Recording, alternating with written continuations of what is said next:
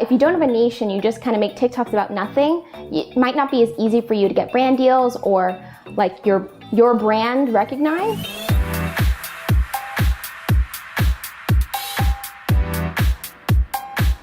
Hi Shelby. Hi Ed, how you doing? I'm good, thank you. We're just on module 3 now, and we're going to be running through some really important topics. And I thought probably the best place to start is a topic that is incredibly important for TikTokers, and that's talking about how you discovered your niche. So just talk us through that. How did you decide what your niche was going to be? So my niche, I decided to do kind of dancing videos and big smiles and being outside because for me, I was a dancer professionally from the time I was 4 till the time I was about 15. And then when I turned 15, I danced all throughout high school. And it's always been something I really love to do as more of a hobby and a fun thing. So I figured why not bring that back into my life by making TikToks about it. So why is that important then to sort of have a niche on TikTok?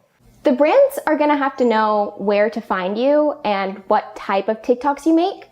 If you don't have a niche and you just kind of make TikToks about nothing, it might not be as easy for you to get brand deals or like your brand recognized if all your TikToks are kind of about random things. So it just makes it easier to like actually be an influencer if you follow a certain pattern or niche. You obviously had an interest in dancing. What if you don't necessarily have a hobby or something to start off with, but you want to get into TikTok? How could someone come up with a niche? It really just depends. I mean, there's always something in your life that you like to do. At the very least, you know, like just really think hard about it. You could just talk to yourself and talk about, you know, the crazy things that happen to you in daily life and just kind of start vlogs if there's nothing that's really in particular that you like to do.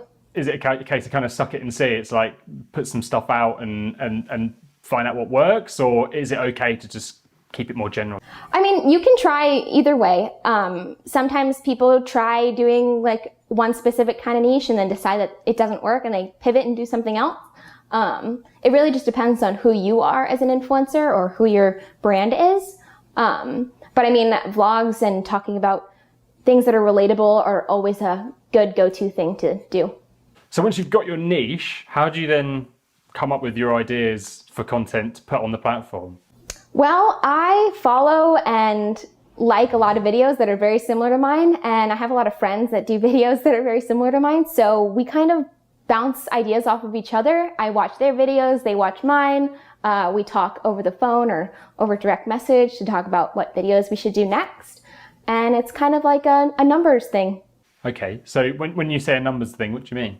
I mean, like, have friends in the space, you know, don't be afraid to DM other influencers that you really like or that you like what they do and you want to talk to them about how they do it.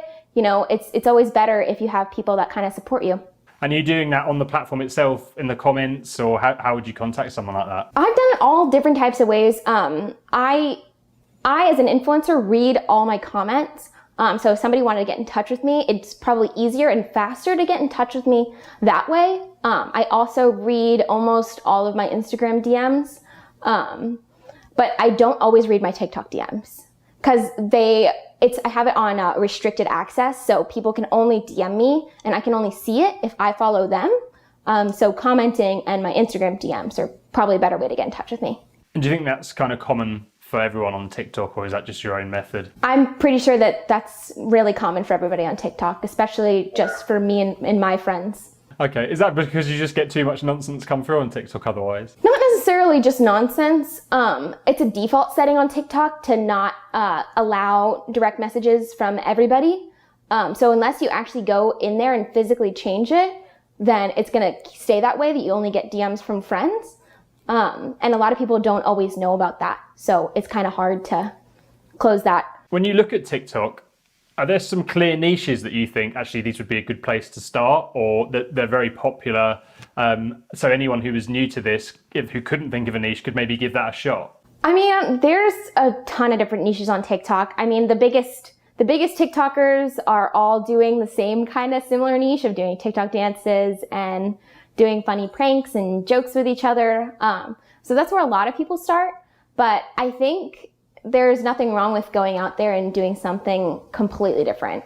So if you're looking to become an influencer on TikTok and you don't pick a niche, what is likely to happen to you? You might not be a successful influencer if you don't have a niche. I mean, why would people come back to watch you if your videos like aren't consistent, or you aren't talking about anything like of value or doing anything like of value? You might not be able to build a fan base. So it's definitely very important. Okay, fine. So that's clear then. Make sure you've picked a niche by now at this stage in the course.